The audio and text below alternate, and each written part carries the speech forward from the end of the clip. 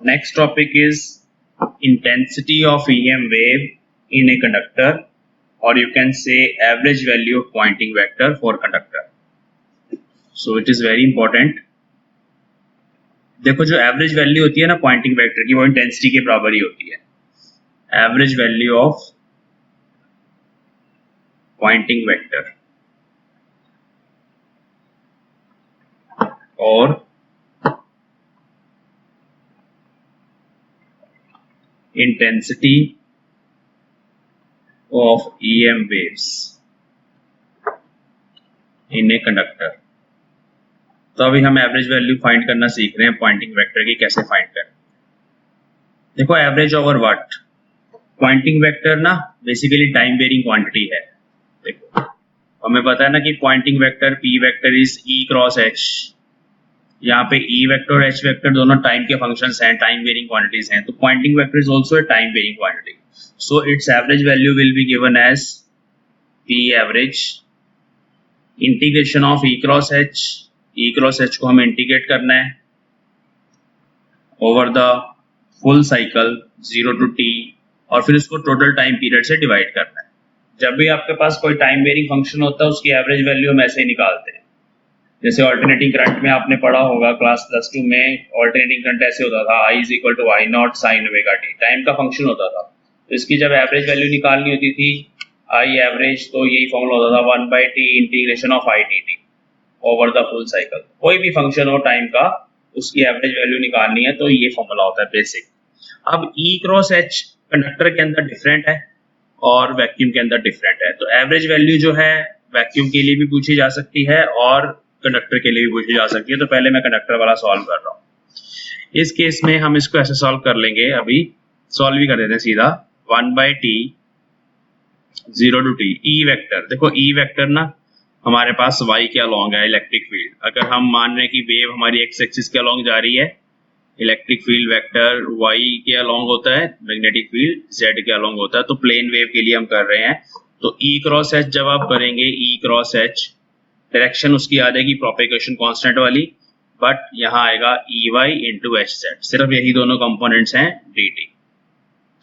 यहाँ पे values put करेंगे EY और HZ की. ठीक है, चलो this is equation 1. Now in a conductor,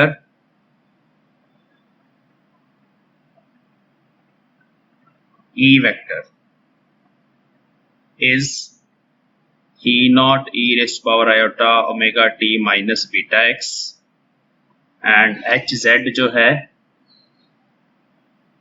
that is H naught e raised to power iota omega t minus beta x minus iota phi. There is a phase difference between these two vectors. Phase difference with respect to time है ये, वैसे दोनों perpendicular है एक दूसरे के, तो उसकी वजह से ये फाई का फैक्टर आ गया. Phi is π/4.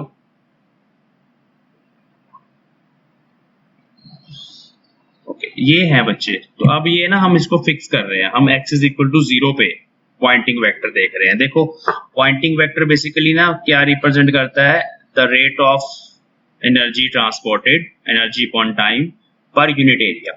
वो एरिया मैं कहीं पर भी फिक्स कर सकता हूं. तो मैंने इस एरिया को x इज इक्वल टू 0 पे यहाँ पे फिक्स कर दिया, x इज इक्वल टू 0 पे. उससे हमारी कैलकुलेशन आसान हो जाएंगी. x एक जगह पे फिट करके विद रिस्पेक्ट टू टाइम जो वेरिएशंस हैं पॉइंटिंग वेक्टर की, उसके विद रिस्पेक्ट टू हमें इंटीग्रेट करना है. ठीक है, तो at x is equal to 0 ये टर्म हो जाएगी 0. सिर्फ हमारे पास e raise to power iota omega t बचेगा, और यहाँ बचेगा e raise to power iota बाहर आ जाएगा, ओमेगा t माइनस y. तो at x is equal to 0 EY vector becomes E naught e raised to power iota omega t. Simply मैंने plane यहाँ पे फिक्स कर दिया because I want average over the time. और HZ जो है वो बन जाएगा E H naught e raised to power iota common omega t minus y. ठीक है, ऐसे बन जाएगा. अब यहाँ पे इसका रियल और इमेजिनरी पार्ट दोनों होंगे, तो हम सिंपली रियल पार्ट को लेके एवरेज फाइंड कर लेंगे. तो the real parts of above vectors are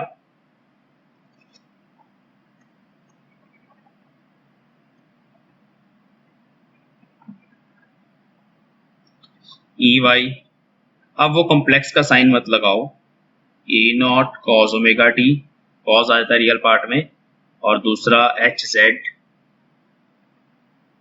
is H not cos omega t minus five, bracket के अंदर ऐसे। जस्ट इन दोनों वेक्टर्स को हमें इक्वेशन 1 में सब्स्टिट्यूट करना है और इस इंटीग्रेशन को सॉल्व करना है, बहुत आसान है।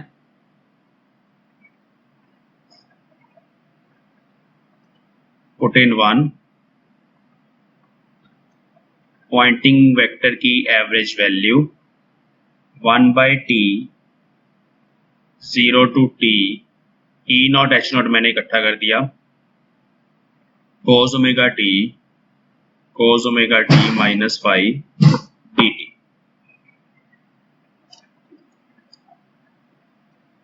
ओके, इसको सॉल्व करना भी, E not H naught by T integration 0 to T cos omega t, और ये cos a माइनस बी का formula which is cos a cos b minus sin a sin b dt। cos omega t यहां multiply हो जाएगा,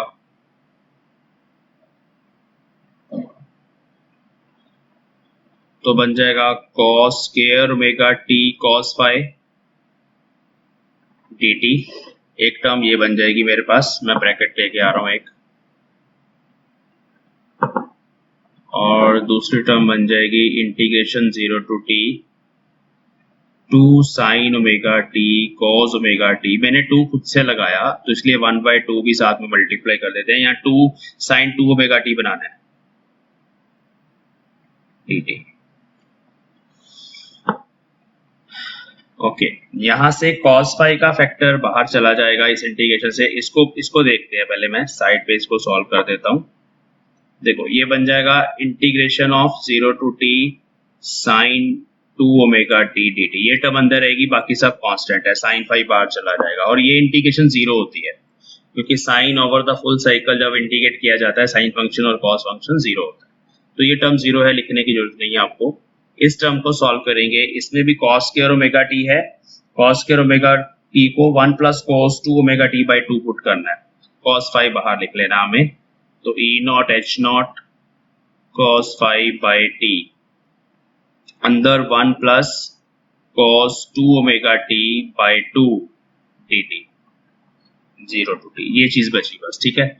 अब इसमें भी 1 by 2 वाला फैक्टर सॉल्व होगा, cos 2 ओमेगा टी की इंटीग्रेशन वापस से 0 हो जाएगी, वो दोबारा से मुझे लिखने की जरूरत नहीं है, तो यहाँ सिंपली आ जाएगा E not H naught cos phi by T, 1 by 2 का फैक्टर है तो 1 बाई 2 डी टी की integration capital T, limits put करके बाकी cos 2 ओमेगा टी वाला फैक्टर इंटीग्रेट करेंगे, 0 हो जाएगा, टी से टी कट गया। ये सेम वैसे ही जैसे पावर वाला हमने किया था ना डेरिवेशन, सेम वैसे ही इंटीग्रेशन है।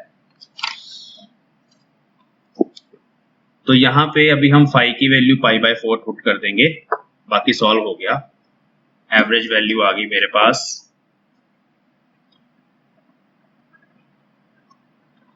1 by 2 E not H not cos pi by 4, phi की वैल्यू पाई बाय 4 पुट कर दी। दिस इज इक्वेशन 1, ठीक है, तो ये आंसर है हमारा, लेकिन अभी हम इसको एक और टर्म्स में लिखेंगे। Now using ZC EY upon HZ, ये होता है ZC, EY इज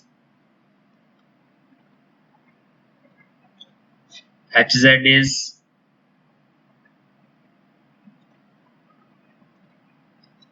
यहाँ आयोटा फाई का फैक्टर भी आएगा, यहाँ आयोटा फाई का फैक्टर भी आएगा, बाकी सब कट जाएगा, सिंपली बचेगा E naught by H naught E raise power iota phi. इसको खोल लेंगे, ZC बन गया E naught by H not cos phi plus iota sine phi.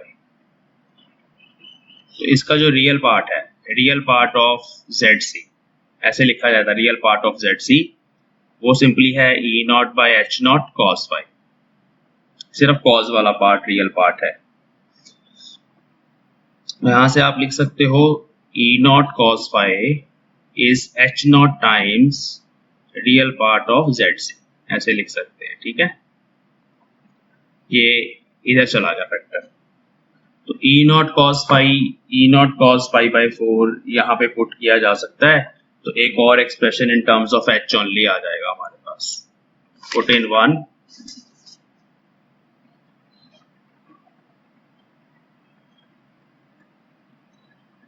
तो हमारे पास पॉइंटिंग वेक्टर की एवरेज वैल्यू का एक्सप्रेशन 1/2, देखो एच नॉट ऐसे ही रहा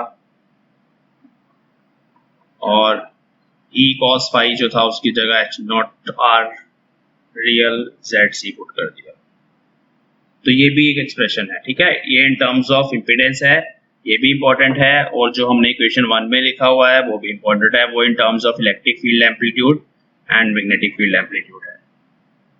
तो this is the expression for intensity of EM wave in a conductor. तो चलिए स्टूडेंट्स, अभी हम स्टार्ट करने वाले हैं पोलराइजेशन ऑफ इलेक्ट्रोमैग्नेटिक वेव्स। हम डिटेल में समझेंगे कि पोलराइजेशन क्या होती है और कितने टाइप्स की होती है, और फिर एक मैथमेटिकल एनालिसिस करेंगे। We will find the conditions for linear polarization, circular polarization and elliptical polarization. Okay, पहले पोलराइजेशन क्या होती है, देखिए हमारे पास जो ऑर्डिनरी लाइट होती है, ordinary light that is unpolarised light. तो पहले हम अनपोलराइज्ड लाइट को समझेंगे कि वो क्या होती है। अनपोलराइज्ड वेव, और you can say light, because light is electromagnetic wave. देखिए इलेक्ट्रोमैग्नेटिक वेव में हमारे पास इलेक्ट्रिक फील्ड वेक्टर होता है, उसके परपेंडिकुलर मैग्नेटिक फील्ड वेक्टर होता है, और दोनों के परपेंडिकुलर प्रोपेगेशन वेक्टर होता है के वेक्टर। ये तीनों म्यूचुअली परपेंडिकुलर डायरेक्शंस में होते हैं at a particular time t. एक पर्टिकुलर टाइम टी पे they are in mutually perpendicular directions. ये तीनों vectors right hand thumb rule को फॉलो करते हैं, राइट हैंड थंब रूल को फॉलो करते हैं। मतलब अगर हम E क्रॉस B करेंगे अपनी राइट हैंड की फिंगर्स को यूज करके, E वेक्टर से B वेक्टर की तरफ अपनी फिंगर्स को घुमाएंगे, तो जो हमारा थंब है वो प्रोपेगेशन वेक्टर के अलोंग आना चाहिए। Means this triplet always follows right hand thumb rule. इसके लिए हम ये कंडीशन भी लिखते हैं कि जो K कैप की डायरेक्शन है, direction of propagation of wave, that is E cap cross H cap और B cap.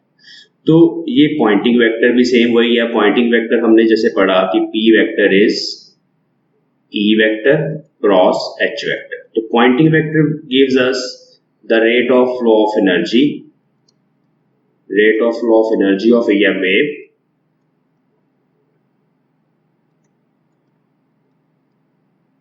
per unit area। ये pointing vector है। ओके, तो pointing vector का rate of flow of energy दे रहा है। तो इलेक्ट्रोमैग्नेटिक वेव एक एनर्जी ही तो होती है, उसमें दो तरह की एनर्जीज होती है, इलेक्ट्रिक एनर्जी और मैग्नेटिक एनर्जी।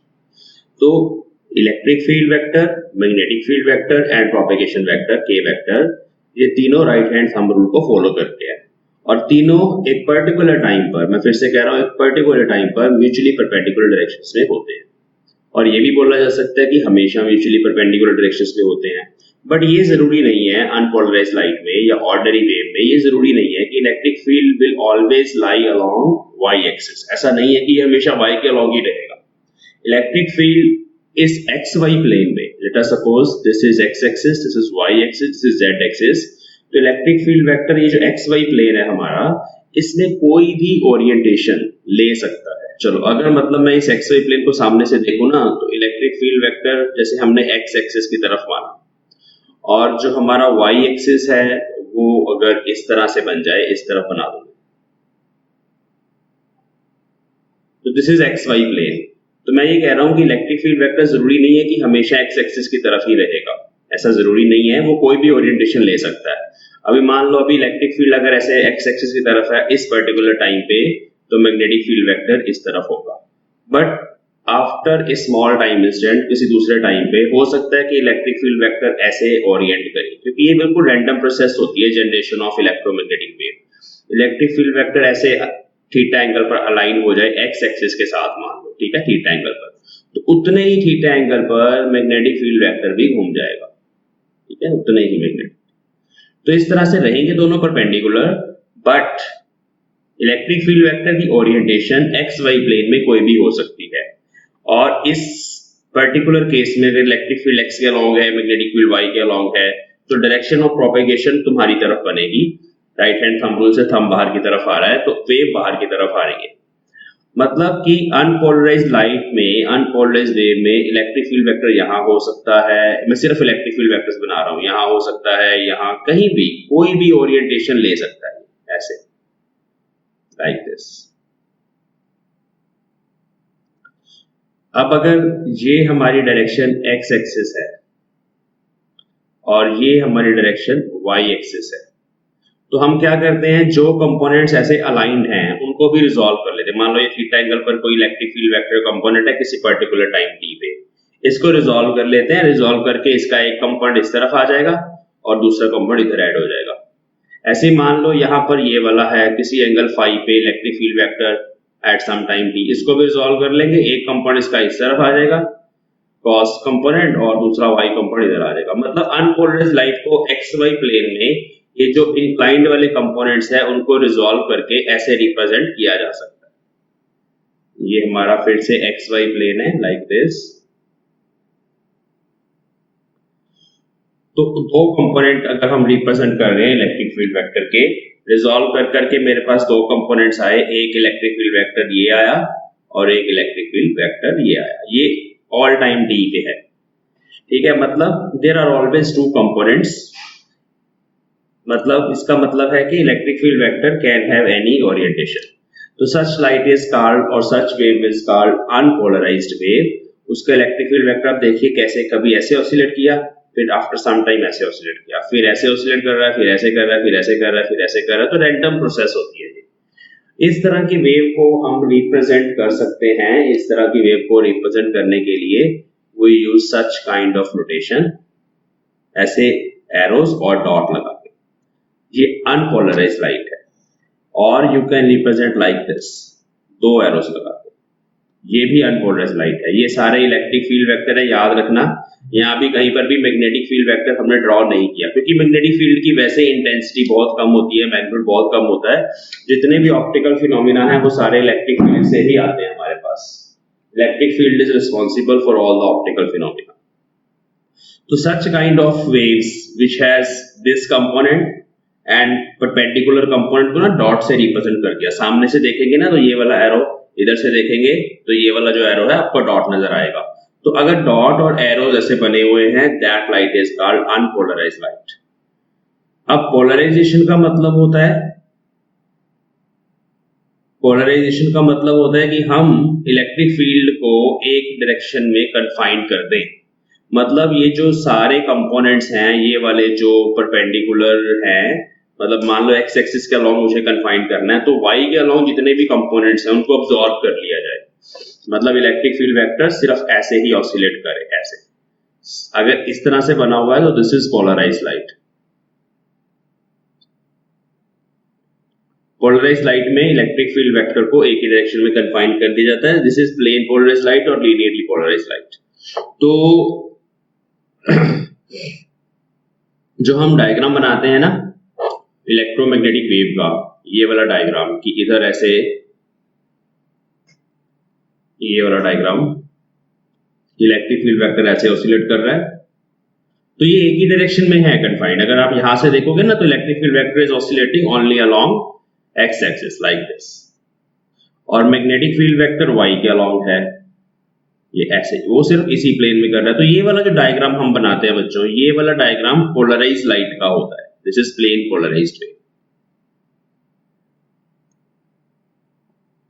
प्लेन और लीनियरली एक ही बात है, और पोलराइजर्स की हेल्प से सब कुछ किया जाता है। तो हम उस डिटेल में नहीं जा रहे, वो आपने लोअर क्लास में पढ़ा हुआ है। हमें ये देखना है कि हमें पोलराइज्ड वेव को रिप्रेजेंट कैसे करना है मैथमेटिकली, हमारे पास कितनी तरह की पोलराइजेशंस हैं, उनकी क्या कंडीशंस हैं, और इसके बाद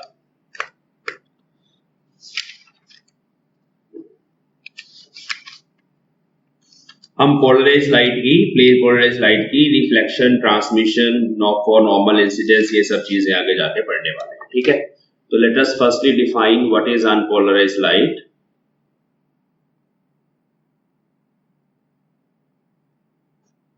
This is a definition. If the components of electric field vibrate in random directions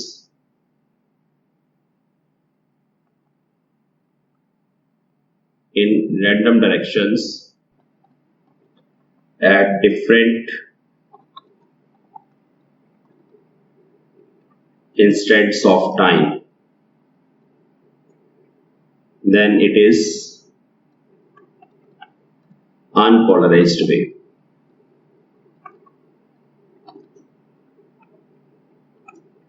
The ordinary light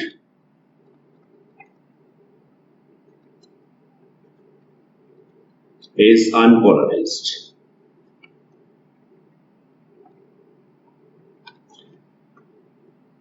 Polarization. What is meaning of polarization? The process of confining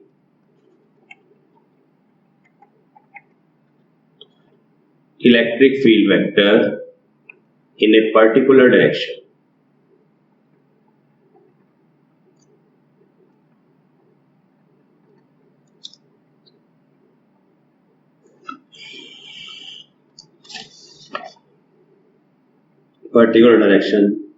So that it vibrates along one direction at all time instants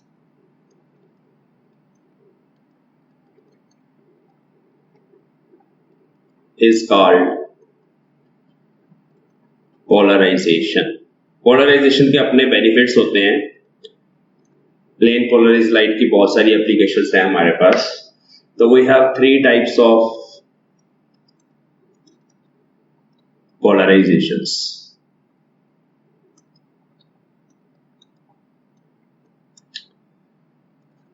Number 1, linear polarization. Number 2, circular polarization, and number 3, elliptical polarization.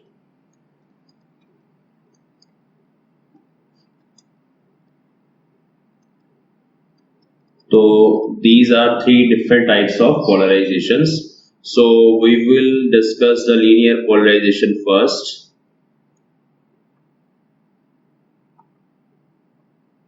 Okay, so in this case, E vector remains confined along a straight line.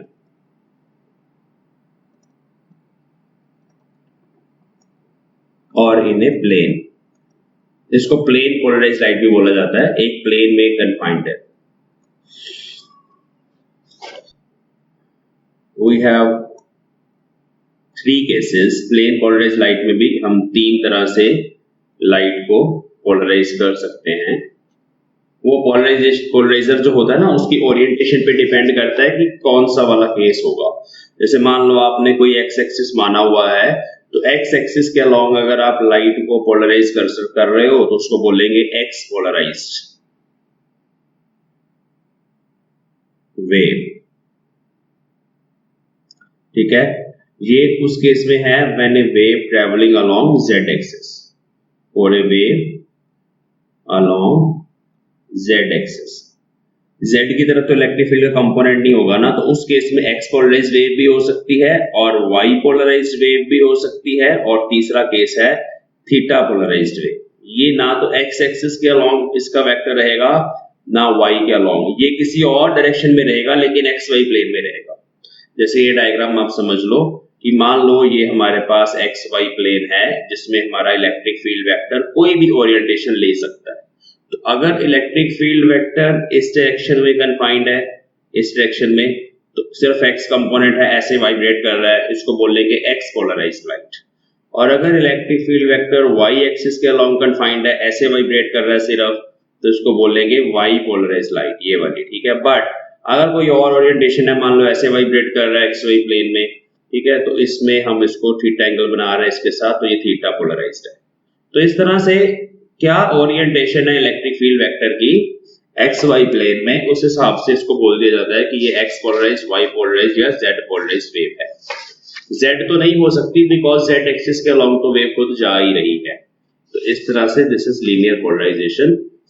Circular और elliptical polarization की conditions भी अभी हम drive करेंगे कि किस case में जो पोलराइजेशन होती है वो सर्कुलर और एलिप्टिकल होती है, ठीक है, वो भी अभी हम देखेंगे। सर्कुलर पोलराइजेशन क्या होती है वो मैं आपको थोड़ा बता देता हूं। सर्कुलर पोलराइजेशन में ना जो इलेक्ट्रिक फील्ड वेक्टर है वो घूमता है, कन्फाइंड नहीं रहता, घूमता रहता है।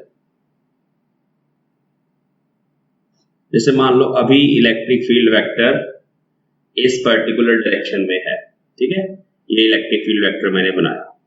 अब जैसे जैसे टाइम बीत रहा है ना, ये वेक्टर ऐसे घूमता है, वही रहेगा वेक्टर, ऐसे घूमेगा, लेकिन क्योंकि हम एक्चुअली ना इसमें जो पोलराइजर होता है उसको रोटेशन देते हैं, तो अगर पोलराइजर घूमेगा तो फिर जो ओरिएंटेशन है इसकी इलेक्ट्रिक फील्ड वेक्टर की वो भी चेंज होगी। तो जो टिप है ना एक सर्कल ट्रेस आउट करती है ऐसे, ये अनपोलराइज्ड लाइट नहीं है, इलेक्ट्रिक फील्ड वेक्टर एक पर्टिकुलर डायरेक्शन में ही है, but actually electric field vector से घूमता है। तो ऐसे अगर सामने से देखें ना तो ऐसे सर्कल नजर आता है, सामने से देखेंगे तो सर्कल नजर आता है। और एलिप्टिकली पोलराइज्ड लाइट में भी ऐसे इलेक्ट्रिक फील्ड वेक्टर घूमता है, बट छोटा बड़ा हो जाता है, मतलब एक्स कंपोनेंट वाई कंपोनेंट के बराबर नहीं होता, तो उस केस में एलिप्स ट्रेस आउट होता है। जस्ट थोड़ा समझने के लिए,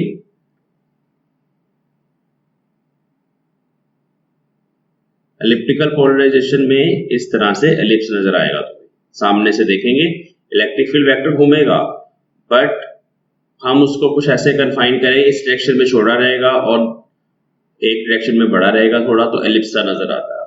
अब हम इसका एनालिसिस करते हैं, वहां से आपको और कंडीशंस क्लियर हो जाएगी। तो एनालिसिस अगले पेज पे करते हैं।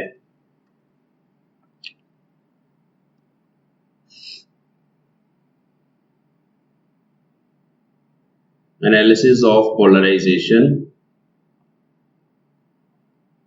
Of EM waves।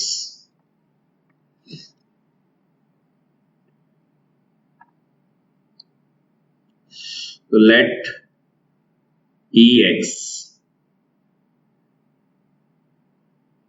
component of E vector along x-axis, Ey component of E vector along y-axis. Let delta is phase difference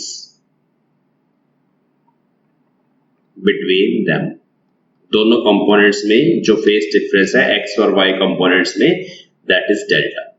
then we can write mathematically, अगर X component E naught sine omega T है और Y component बन जाएगा ई, यहाँ ई ए ले लेते हैं, amplitudes भी डिफरेंट ले लें अभी स्टार्टिंग में, E B sine omega t plus delta. ये डेल्टा फेज डिफरेंस है इसलिए इसको ऐसे लिख दिया। ई बी और ई ए जो है वो एक्स कंपोनेंट का एम्पलीट्यूड, देखो एक्स कंपोनेंट ना ऐसे, अगर ये मान लो एक्स एक्सिस है तो एक्स कंपोनेंट यहाँ पे ऐसे ऑसिलेट करता है ऐसे, और इसका ये जो एम्पलीट्यूड होता है वो ई ए है।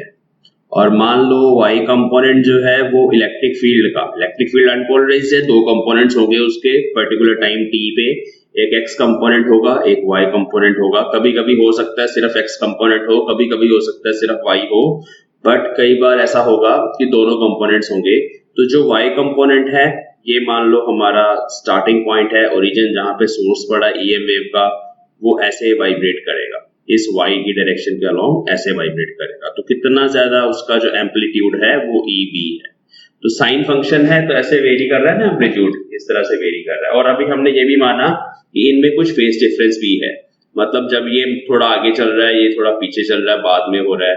बेसिकली यहाँ पे ये चीज है कि जो इलेक्ट्रिक फील्ड वेक्टर है ना, वो मान लो एक पर्टिकुलर टाइम टी पे ऐसे आ रहा है, electric field vector E vector, और इसके दोनों कंपोनेंट्स हो गए, ये वाला कंपोनेंट और ये वाला कंपोनेंट, ठीक है। तो ये दोनों जो कंपोनेंट्स हैं उनको हमने ऐसे रिप्रेजेंट कर लिया, delta is phase difference between them. Now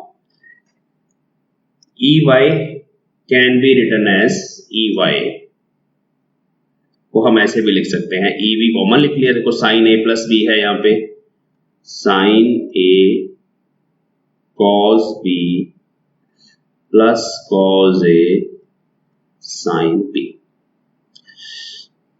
also यहां से देखिए साइन ओमेगा टी की value, this is 1, this is 2, तो फ्रॉम 1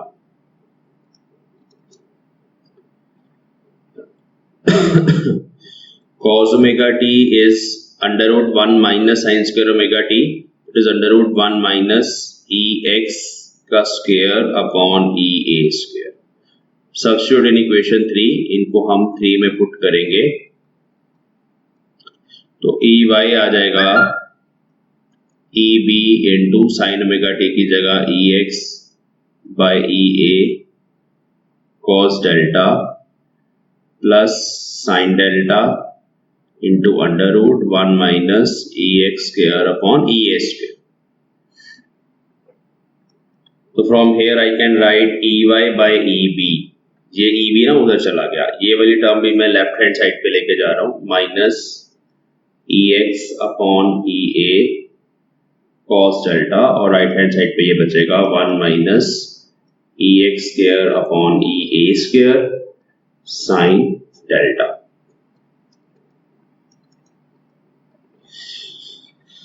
तो this is the equation. Now squaring this equation, इसको स्क्वेयर करेंगे हम, अंडर रूट यहां से हट जाएगा, squaring the above equation we gate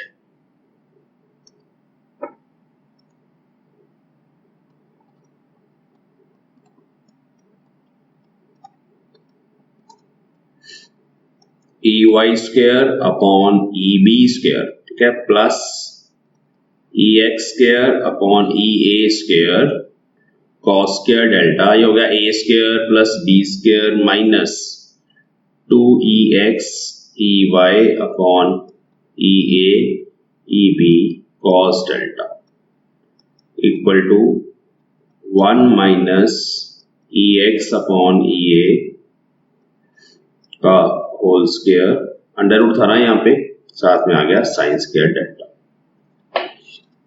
अब यहां पर भी इसको ओपन करेंगे तो साइन स्क्वायर डेल्टा सिर्फ बचेगा, क्योंकि ये minus E X by E A का होल स्क्वायर ये उधर चला जाएगा, उधर जाके ऐड हो जाएगा, cos square delta plus sine square delta will be 1, तो उसको लिखने की जरूरत नहीं है, सीधा लिख रहा हूं E Y square upon E B square plus E x square upon E A square, ऐसा हो जाएगा, माइनस ये टर्म एज इट इज रहेगी,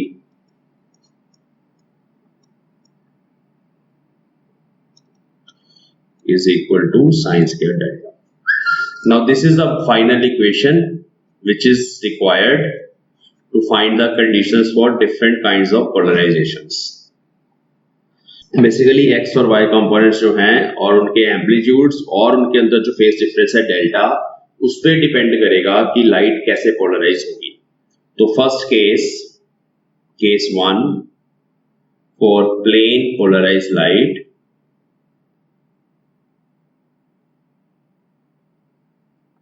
प्लेन पोलराइज लाइट के लिए बच्चों हमारे पास डेल्टा जो होता है ना, फेज डिफरेंस 0 डिग्री होता है या 180 डिग्री होता है। मतलब x और y ये दोनों कंपोनेंट्स ये जो वेरी कर रहे होते हैं, ex कंपोनेंट है, ey कंपोनेंट है किसी इलेक्ट्रिक फील्ड वेक्टर का, E वेक्टर का, ये इकट्ठे ही बढ़ रहे होते हैं एक दूसरे के साथ साथ, इकट्ठे ही वापस आ रहे होते हैं, ये जैसे जैसे वाइब्रेट करता है like this electric field vector, वैसे वैसे एक्स कंपोनेंट भी वेरी करता है, वैसे वैसे वाई सिंक्रोनाइजेशन में है। डेल्टा 0 डिग्री या 180 डिग्री के corresponding.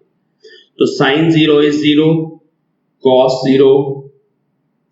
0 is 1, so you will get the equation of EY by EB। यहाँ पे देखो 1 आ गया, यहाँ 0 बन गया, तो ये बन गया EY by EB plus minus दोनों हो सकते हैं EX by EA का होल स्क्वायर इक्वल टू 0। तो यहां से अगर चलो मैं प्लस वाली टर्म ही ले लूं, सिर्फ दोनों हो सकते हैं, वैसे दोनों ही लीनियरली पोलराइज्ड की इक्वेशंस हैं। ये हमारे पास आ गया। इसमें ये चीजें कांस्टेंट्स हैं, ध्यान में देखना, ये दोनों चीजें कांस्टेंट्स हैं, ये दोनों वेरिएबल्स हैं। ये y कंपोनेंट है, ये x कंपोनेंट है।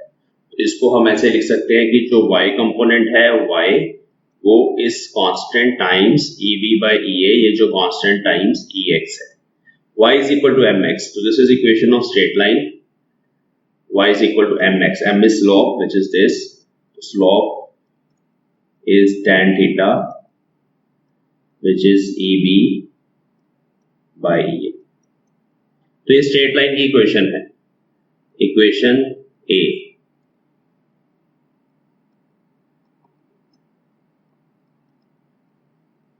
Therefore delta is equal to 0 degree is condition for